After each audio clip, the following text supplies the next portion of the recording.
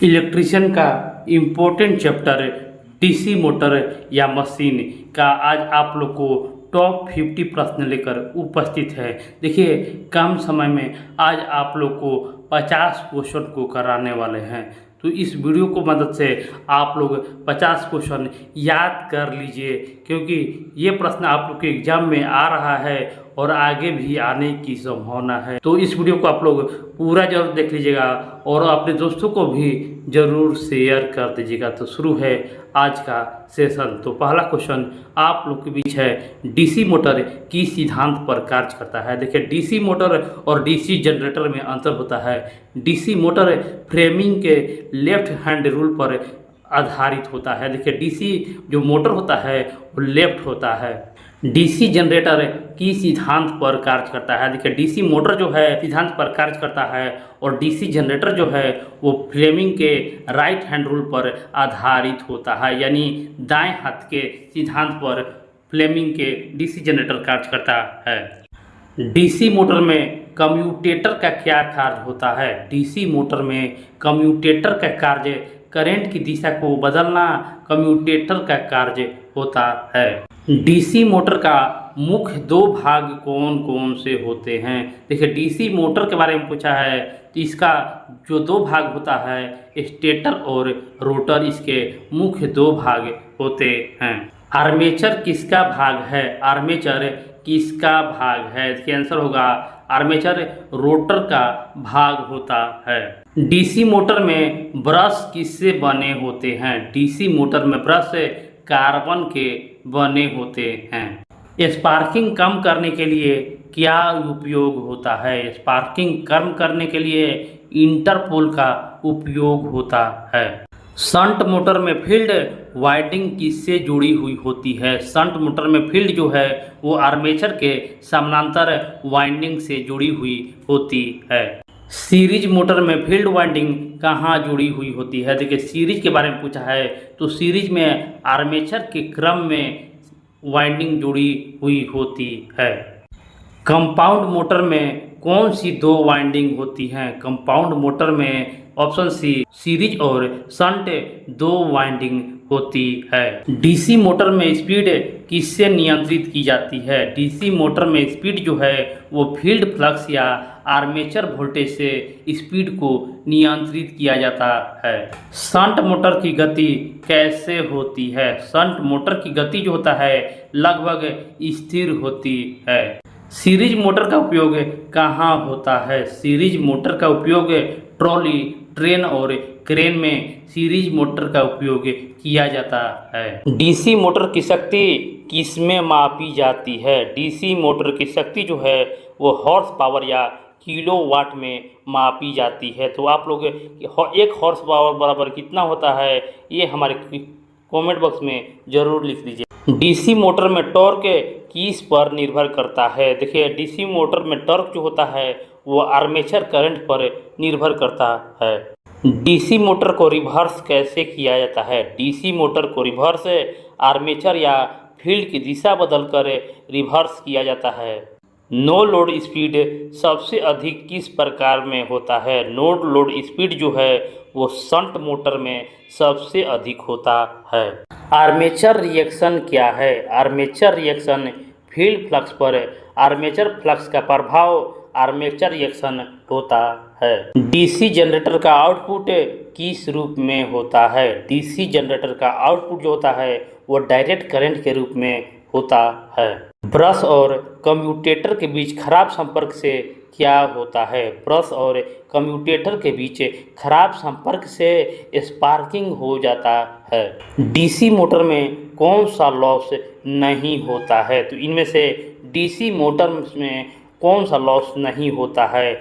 Iron loss, copper loss, AC loss और घर्षण loss. तो इसमें से एसी लॉस डीसी में नहीं होता है। डीसी जनरेटर की टेस्टिंग किस मीटर से की जाती है। डीसी जनरेटर का टेस्टिंग जो है ऑप्शन ए वोल्ट मीटर या एम्पियर मीटर से की जाती है। डीसी मशीन का मेन फंक्शन क्या है। डीसी मशीन का मेन फंक्शन यांत्रिक और विद्युत ऊर्जा का रूपांतरण डीसी मशीन का मेन फंक्शन होता है। डीसी मोटर में फ्लक्स किसका परिणाम होता है? डीसी मोटर में फ्लक्स जो होता है वो फील्ड वाइंडिंग का परिणाम होता है। डीसी मशीन में कोर किस धातु से बनता है? डीसी मशीन में कोर जो होता है वो सिलिकॉन स्टील से बना होता है। अधिक ब्रश प्रेशर से क्या होता है? अधिक जब ब्रश प्रेशर होता है तो ब्रश जल्दी घिसते हैं। ब्रश होल्डर का क्या कार्य होता है? ब्रश होल्डर का कार्य ब्रश को पकड़ कर रखना ब्रश होल्डर का कार्य होता है। डीसी मोटर के मेंटेनेंस में सबसे पहले क्या जांचा जाता है? तो डीसी मोटर के मेंटेनेंस में सबसे पहले ब्रश और कम्यूटेटर को जांचा जाता है। डीसी मोटर को चालू करते समय स्टार्टर क्यों प्रयोग होता है? डीसी मोटर को चालू करते समय स्टार्टिंग करंट को सीमित करने के लिए स्टार्टर का प्रयोग किया जाता है। 3 पॉइंट स्टार्टर में कौन सी सुरक्षा होती है? 3 पॉइंट स्टार्टर में ओवरलोड और नो वोल्टेज की सुरक्षा होती है। डीसी मोटर की गति बढ़ने के लिए क्या किया जाता है? देखिए, डीसी मोटर की गति बढ़ाने के लिए फील्ड करंट को घटाया जाता है ताकि गति बढ़े। इंटरपोल किस कार्य के लिए होता है? इंटरपोल जो होता है स्पार्किंग को कम करने के लिए इंटरपोल कार्य करता है। डीसी मोटर में फील्ड वीकनिंग से क्या प्रभाव पड़ता है? डीसी मोटर में फील्ड वीकनिंग से गति बढ़ जाती है। सीरीज मोटर को खाली क्यों नहीं चलाया जाता? सीरीज मोटर को खाली क्यों नहीं चलाया जाता? तो सीरीज मोटर को गति अत्यधिक बढ़ जाती है इसलिए खाली नहीं चलाया जा सकता है। सीरीज मोटर किस में होता है ये हमारे कमेंट बॉक्स में ज़रूर कमेंट कीजिएगा। डीसी मोटर में वाइंडिंग वायर किस धातु का होता है? वाइंडिंग वायर जो होता है वो तांबा का होता है। फ्रेंड, इस वीडियो को आप लोग लाइक भी करते चलिएगा। डीसी जनरेटर में फील्ड वाइंडिंग कितने प्रकार के होते हैं? तो डीसी जनरेटर में फील्ड वाइंडिंग शंट, सीरीज और कंपाउंड प्रकार के होते हैं। कंपाउंड मोटर में स्पीड कैसी होती है? कंपाउंड मोटर में स्पीड मध्यम, सीरीज और शंट के बीच कंपाउंड मोटर में स्पीड होती है। शंट मोटर का उपयोग कहाँ होता है? शंट मोटर का उपयोग मशीन टूल्स और लेथ मशीन में शंट मोटर का उपयोग किया जाता है। और ये क्वेश्चन आपको एग्जाम में पूछा जा चुका है हूबहू। डीसी मोटर की स्पीड को VI ग्राफ से कैसे दर्शाया जाता है? देखिए, इस ग्राफ को कैसे दर्शाया जाता है ये प्रश्न आप लोग के एग्जाम में आ चुका है। तो वो ये होगा, रिवर्सली प्रोफेशनल आकार का दर्शाया जाता है। आर्मेचर वाइंडिंग किस प्रकार की होती है? आर्मेचर वाइंडिंग जो होता है लैप या वेब प्रकार का वाइंडिंग होता है। मशीन की इफ़िशियंसी कैसे बढ़ाई जाती है? मशीन की इफ़िशियंसी लॉस को कम करके मशीन की इफ़िशियंसी बढ़ाई जाती है।